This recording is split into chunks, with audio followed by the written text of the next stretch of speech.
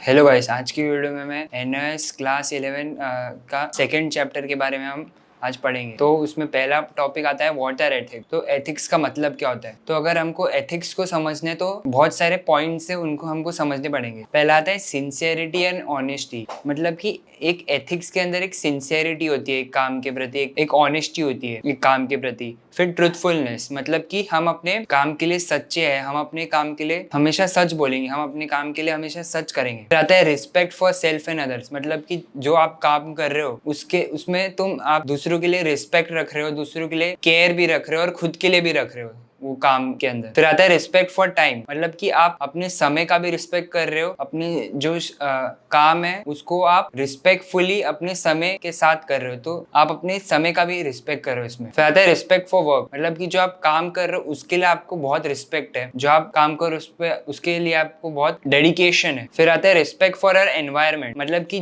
जो एनवायरमेंट में आप काम कर रहे हो उसके लिए भी आपका रिस्पेक्ट है। मतलब कि नेचर हो गया, साइड जो पीपल है जो आपके साथ काम कर रहे हैं उनके लिए रिस्पेक्ट हो गया। फिर अभी हम बात करेंगे नीड फॉर एथिक्स। मतलब एथिक्स का क्या है, एथिक्स का क्यों नीड होता है हमें। तो एथिक्स का पहला नीड होता है डिसिप्लिन। अगर हम में एथिक्स है तो हम डिसिप्लिन रह सकते हैं, हमारे लाइफ में डिसिप्लिन रहेगा, हमारे काम में डिसिप्लिन रहेगा। डिसिप्लिन बहुत जरूरी होता है एक काम को सक्सेसफुली करने के लिए। फिर आता है कॉन्फिडेंस। तो कॉन्फिडेंस बहुत बूस्ट होएगा हमारे काम में, बहुत हम कॉन्फिडेंट से हम कोई भी काम करेंगे, हमारा 100% फिर दे पाएंगे अगर हम कॉन्फिडेंस से कर रहे हैं। और फिर आता है बेस्ट आउटपुट। अगर हम में एथिक्स है तो हम अपने काम में सबसे बेस्ट आउटपुट दे पाएंगे 100%। उसमें हमें 100% रिजल्ट मिलेगा काम में। अभी हम समझेंगे कि एथिकल प्रॉब्लम जो कि फेस किए जाते हैं, जो हम फेस करते हैं during our work. First, irregularity and lack of punctuality. मतलब कि लोगों में इरेगुलरिटी और लैक ऑफ पंचुअलिटी बहुत होती है, जिससे मतलब वो अपना काम समय पे नहीं करते और अच्छे से नहीं करते। Rude and impolite.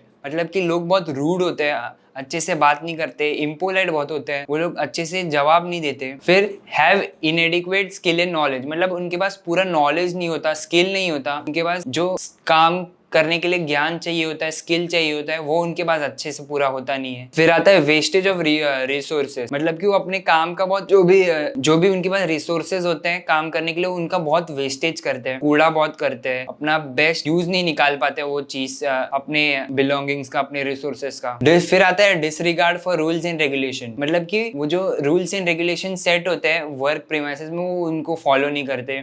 वो कभी भी चले जाते, कभी किधर भी, कभी भी सोते हैं, कभी भी खा लेते हैं, कुछ भी करते हैं कभी भी। तो वो रूल्स एंड रेगुलेशन फॉलो नहीं करते। अभी जो ये जो प्रॉब्लम्स है इनको हम सॉल्व कर सकते हैं एक चीज से, जिसका नाम है कोड ऑफ एथिक्स। ये कोड ऑफ एथिक्स लिखे गए हैं जिनसे हम अपने एथिक्स जो प्रॉब्लम है उसको पूरा सॉल्व कर सकते हैं। अगर गाइस आपको मेरी वीडियो अच्छी लगी हो तो चैनल को लाइक सब्सक्राइब करना भूलना मत। Thank you for watching.